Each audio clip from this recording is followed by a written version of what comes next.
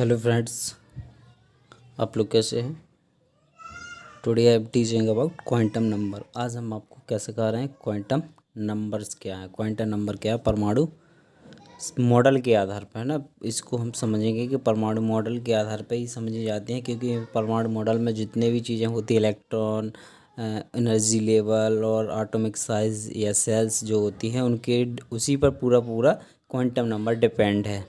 Okay, तो quantum number सबसे पहले क्या है, जैसे कि आप अपना एड्रेस बताएंगे तो सबसे पहले क्या एड्रेस बताएंगे कि आप एक इंडियन हैं, या फिर या आप इंडिया से बिलोंग करते हैं, फिर आप अपनी सिटी का नेम बताएंगे, सिटी के बाद फिर क्या बताएंगे कि जैसे आप डिस्ट्रिक्ट, और डिस्ट्रिक्ट के बाद होम। बस तो यही इसमें भी है कि आप सबसे पहले क्या देखेंगे, मुख्य क्वांटम नंबर, जिसको कहते हैं प्रिंसिपल क्वांटम नंबर या मुख्य क्वांटम संख्या। इसको एंड से प्रेजेंट करते हैं या प्रदर्शित करते हैं।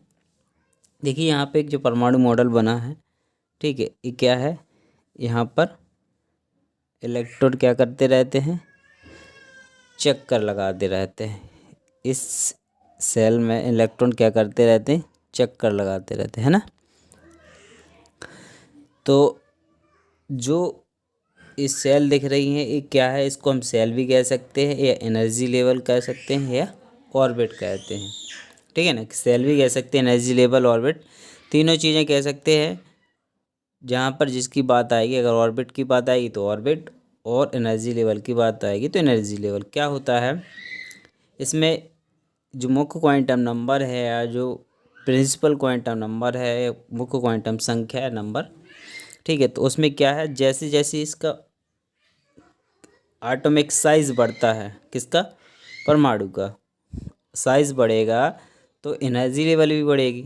जैसे न्यूक्लियन, एंड जहाँ पर क्या रहता है, न्यूट्रॉन रहते हैं न्यूक्लियस में, ठीक है, तो इनकी एनर्जी क्या है, इसको ज़्यादा अट्रैक्ट करती है, फिर इसको और कम, तो एनर्जी लेवल बढ़ता जाता है ना।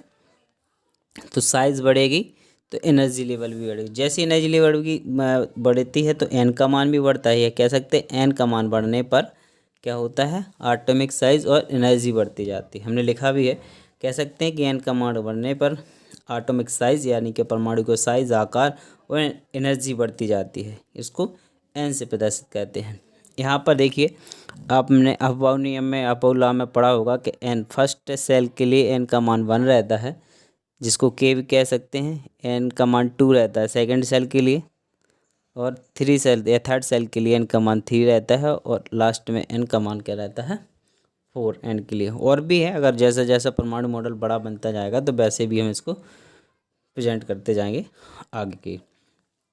ठीक है, तो कह सकते हैं कि मुख्य क्वांटम नंबर जो है वो किसके ऊपर डिपेंड करता है, एन का मान, और ये किसको शो करता है, एनर्जी लेवल को। ये आपकी मुख्य क्वांटम नंबर है। ठीक है, इसमें क्या है, आप या तो एन का मान क्या होगा, यहाँ पे 1 होगा किस सेल के लिए, फर्स्ट सेल के लिए, एन का मान 2 होगा सेकंड सेल के लिए, एन का मान 3 होगा थर्ड के लिए, एन का मान 4 होगा फोर्थ सेल के लिए। ओके, अब आता है एजीमुथल क्वांटम नंबर, जिसको कहते हैं द्विगंशी क्वांटम संख्या। अब जो सेल है, ठीक है, इन सेल भी, ये जो सेल होती हैं या ऑर्बिट होते हैं या एनर्जी लेवल होती है, वो उनको भी आगे और डिवाइड किया गया है, जिनको हम क्या कह सकते हैं, कहते हैं सब एनर्जी, सब ऑर्बिट या सब सेल कहते हैं।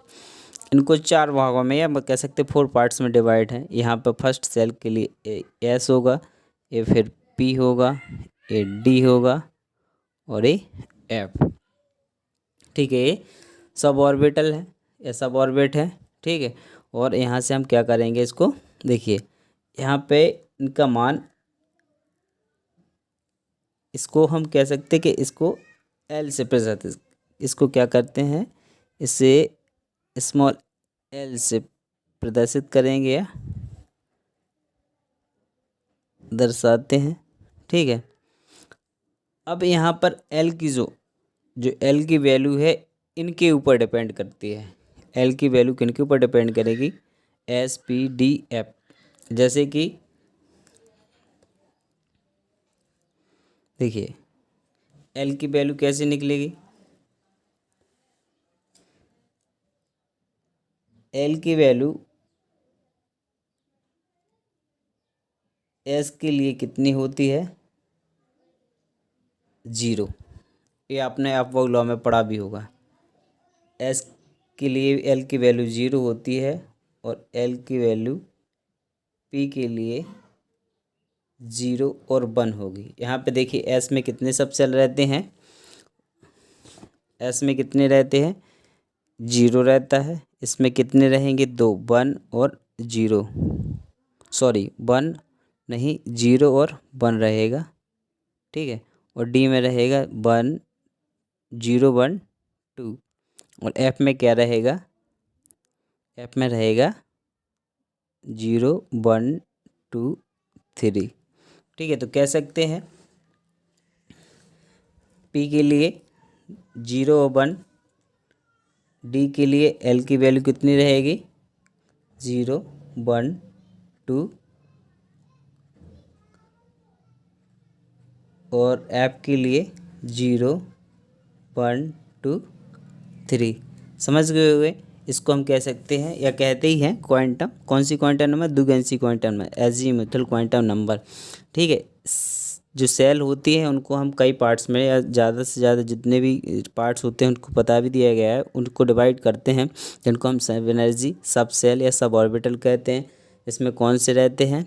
S P D F orbital, ठीक है। अब इसमें क्या होता है कि एल का मान इन चारों के लिए अलग अलग होता है। इतना बस थोड़ा सा याद करना पड़ेगा कि एस एल का मान चारों के लिए अलग अलग है, ये यहाँ पर मान दिए गए हैं।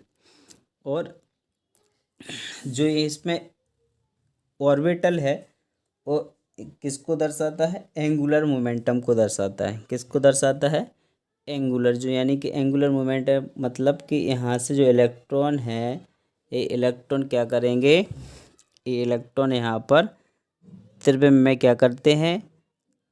चक्कर लगाते रहते हैं। क्या करते रहते हैं? चक्कर लगाते रहते हैं। ऐसे क्या कहते रहते हैं? चक्कर लगाते रहते हैं। जो इलेक्ट्रॉन है इस सेल में एनर्जी लेवल में ऑर्बिटल में चक्कर लगा रहे थे। अब चक्कर कैसे लगाते हैं? इन्हीं को हम कह सकते हैं, क्या कहते हैं? Angular momentum. तो द्विगंशी क्वांटम संख्या किसको दर्शाती है? एंगुलर मोमेंटम को दर्शाती। फिर से समझाते हैं एक बार। मुख्य क्वांटम संख्या जो है उसके द्वारा हमें एटॉमिक साइज और एनर्जी लेवल का पता चलता है, जिसमें 1 सेल के लिए n का मान 1, सेकंड के लिए 2, थर्ड के लिए 3 और 4। इसको हम के एल एम एन भी प्रेजेंट कर सकते हैं, ओके, ठीक है। इसको हम क्या कहते हैं? कह सकते हैं n इक्वल टू 1 2 3 4, जहाँ 1 का मान क्या होगा? के एल एम और n, ओके। ये कौन सा है?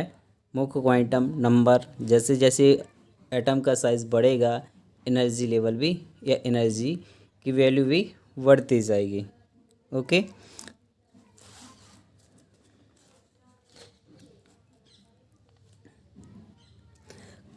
देखिए अब जैसे एक बात जो हमने यहाँ पे बताई है कि एंगुलर मोमेंटम को दर्शाता है। कौन सी? Azimuthal quantum number. कैसे दर्शाएगी? देखिए आपने एस का साइज देखा है। एस मतलब एस का शेप, एस ऑर्बिटल का शेप कैसा है? सर्कल जैसा है ना, ऐसा।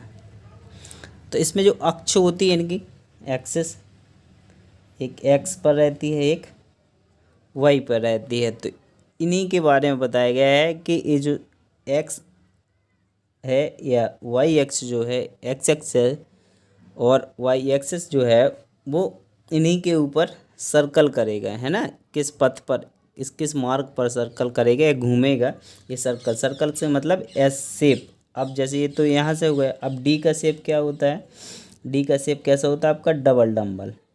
डम्बल शेप, ठीक है। तो ये जो एक्सिस है, अक्ष है एक्स, और एक जो आपकी बनेगी ये वाई, है ना।